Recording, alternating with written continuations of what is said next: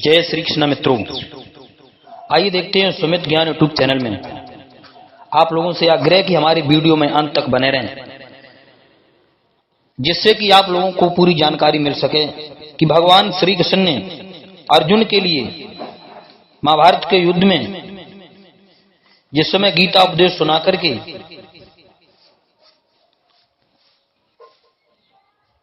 और धन्य किया, उस समय अर्जुन बोले, मुझ पर अनुग्रह करने के लिए आपने जो परम गोपनीयता अध्यात्म विषयक वचन कहा है, उससे मेरा यह अज्ञान नष्ट हो गया है। परंतु पुरुषोत्तम, मैं आपके ज्ञान, ऐश्वर्य, शक्ति, बल, वीर्य और तेज से युक्त आपके विश्व रूप को प्रत्यक्ष देखना चाहता हूं। भगवान श्री कृष्ण बोले, यदि वह रूप मेरे देखने योग्य हो तो उस अविनाशी स्वरूप का दर्शन अवश्य कराइए। प्रभु, यदि वह रूप मेरे देखने योग्य हो तो उस अविनाशी स्वरूप का दर्शन अवश्य कराइए। श्री भगवान ने कहा, पर तप, परम तप, अब मेरे शरीर में एक जगह स्थित चराचर सहित संपूर्ण जगत को देख, परंतु मुझको तू अपने प्राकृतिक नेत्र द्वारा देखने में निसंदेह समर्थ नहीं है। इसी से मैं तुझे दिव्य चक्षु देता हूं, इसी से तू मेरी ये सूर्य शक्ति को देख। संजय ने कहा, हे राजन, महायोगेश्वर भगवान ने इतना कहकर अर्जुन को परम सूर्य युक्त अपना दिव्य स्वरूप दिखलाया। उनके अनेक मुख तथा अनेक भुजाएं थीं, उनमें वे अनेक आयुध धारण किए हुए थे। उनके संपूर्ण शरीर में सारे देवता, यक्ष, गंधर्व तथा ऋषि, महर्षि, देव ऋषि विराजमान थे। ब्रह्मा, शिव, सूर्य, चंद्रमा, पर्वत, नदी आदि एवं आकाश उन्हीं में विद्यमान थे। पांडव लोग भी उनके शरीर में व्याप्त थे, किंतु कौरव राजाओं सहित पहले ही मुंह में जा रहे थे।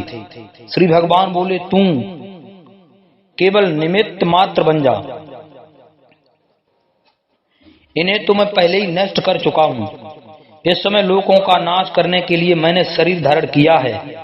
भगवान के रूप को देखकर अर्जुन कांपने लगा और बोला, आप अब अपने इस विराट स्वरूप को समेट लीजिए, मुझे तो अपने विश्व मोहक चतुर्भुज रूप का दर्शन कराइए। तब भगवान ने भक्तों को प्रसन्न करने वाला चतुर्भुज स्वरूप का दर्शन कराया। तब अर्जुन बोले, हे विश्वतमन, हे विश्वात्मन, अब मैं आपको पूर्ण रूप से पहचान गया हूँ और शांति चित्त हो गया है। श्री भगवान कहते हैं, हे अर्जुन, मेरे इस चतुर्भुज स्वरूप का दर्शन बड़े बड़े योगियों और देवताओं को भी दुर्लभ है। मेरे में परायण होने के कारण ही तुझे यह दर्शन प्राप्त हुआ।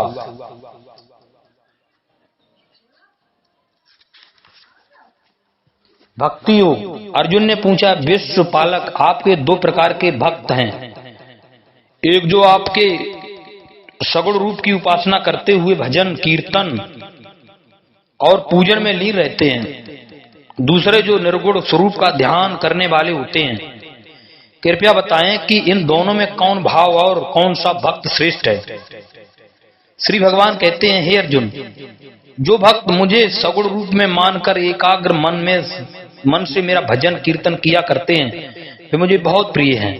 किंतु जो मेरे निर्गुण स्वरूप को मानते हुए अपने इंद्रियों को वश में करके निरंतर मुझ सच्चिदानंद घन ब्रह्म का ध्यान करते हैं, वे भी मुझे को ही प्राप्त होते हैं। किंतु यह मार्ग बहुत कठिन और कष्टदायक है। भक्ति मुझे प्राप्त करने का सबसे सरल साधन है। 9 प्रकार की भक्तियों में से किसी भी एक प्रकार की भक्ति के करने से मनुष्य संसार के दुस्तर सागर से पार हो जाता है। श्री भगवान ने कहा, हे अर्जुन, यह शरीर क्षेत्र नाम से कहा जाता है और इसको जानने वाला जीवात्मा क्षेत्रज्ञ है। विकार युक्त प्रकृति और पुरुष के भेद को जानना ही ज्ञान है। विकार युक्त प्रकृति और पुरुष के भेद को जानना ही ज्ञान है। क्षेत्र इस प्रकार है, 5 महामृत, अहंकार, बुद्धि और मूल प्रकृति तथा दम, इंद्रियां, एक मन, 5 इंद्रियों के विषय, शब्द, स्पर्श, रूप, रस और गंध तथा इच्छा, दोष, सुख, दुख, स्थूल देह का पिंड, चेतना और धृत, जो जानने योग्य हैं तथा जिसको जानकर मनुष्य परमानंद को प्राप्त होता है, उसको भली भांति कहूंगा। वह याद रहित ब्रह्म पर ब्रह्म न सत ही कहा जाता है न असत ही। ये सब और हाथ पैर वाला, सब और नेत्र सिर और मुख वाला और सब और कान वाला, क्योंकि वह संसार में सबको व्यास करके स्थित है। हे अर्जुन, अनाज होने से और निर्गुण होने से हे अविनाशी परमात्मा शरीर में स्थित होने पर भी वास्तव में ना तो कुछ करता है ना लिप्त ही होता है। जिस प्रकार सर्वत्र व्याप्त आकाश सूक्ष्म होने के कारण लिप्त नहीं होता, वैसे ही देह में सर्वत्र स्थित आत्मा निर्गुण होने के कारण देह के गुणों से लिप्त नहीं होता।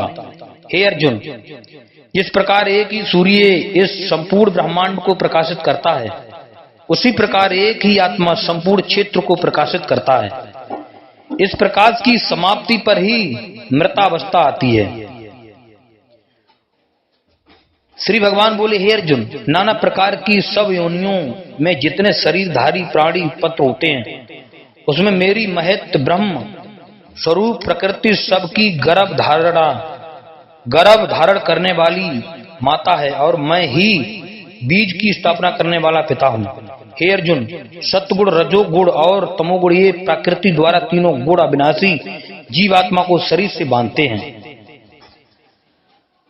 सतगुण निर्मल होने के कारण प्रकाश करने वाला और विकार रहित है।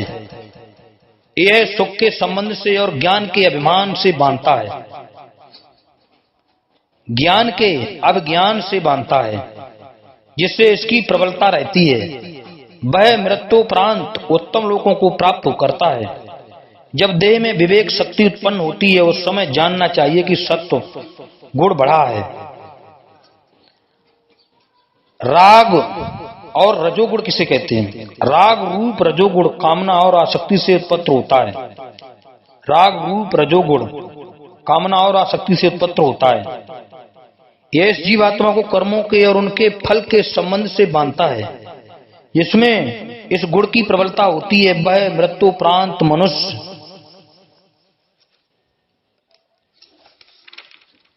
योनि को प्राप्त करता है। रजोगुण के बढ़ने से लोभ प्रवृत्ति या शांति और विषय भोगों की लालसा उत्पन्न होती है। तमोगुण सब देह अभिमानियों को मोहित करने वाला तमोगुण अज्ञान से उत्पन्न होता है। वह इस जीवात्मा को प्रमाद, आलस्य और निद्रा के द्वारा बांधता है। तमोगुण के बढ़ने पर अंतःकरण में प्रकाश, कर्तव्य कर्मों में प्रवृत्ति तथा मोहिनी प्रवृत्तियां उत्पन्न होती हैं। तमोगुण बढ़ने पर मरा हुआ मनुष्य कीट पतंग पशु आदि योनियों में जाता है।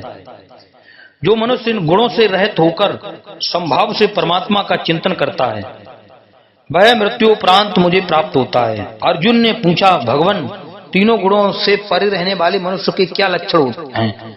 श्री भगवान ने कहा, जो मनुष्य सच्चिदानंद ब्रह्म में सदा एक ही भाव से स्थित रहता है एवं उस स्थिति में कभी विचलित नहीं होता तथा निरंतर आत्मा भाव स्थित सुख दुख को समान समझने वाला ज्ञानी अभिमान से रहित गुणातीत कहा जाता है। और जो इन तीनों गुणों को भली भांत लांघ जाता है, वह मुझे प्राप्त करने के योग्य बन जाता है। पुरुषोत्तम योग कहते, श्री भगवान ने कहा, हे अर्जुन, इस संसार रूपी वृक्ष का मूल मैं आदि पुरुष हूँ। ब्रह्मा इसका तना है और वेद इसके पत्ते कहे गए हैं और इसकी 3 शाखाएं हैं, देव, मनुष्य और तिर्यक योनियां। मनुष्य लोक में कर्मों के अनुसार बांधने वाली अहिंसा, ममता और वासना रूपी जड़ें भी नीचे और ऊपर सभी लोकों में व्याप्त हो रही हैं। इस संसार वृक्ष का स्वरूप जैसा मैंने कहा है, वैसा यहाँ विचार करने में नहीं पाया जाता है। कारण इसका आदि है, न अंत तथा न इसकी अच्छी प्रकार से स्थिति ही है। इसीलिए इस अहिंसा, ममता और वासना रूप आत्म दृढ़ मूलों वाले संसार रूप पीपल के वृक्ष को दृढ़ वैराग्य रूपी शस्त्र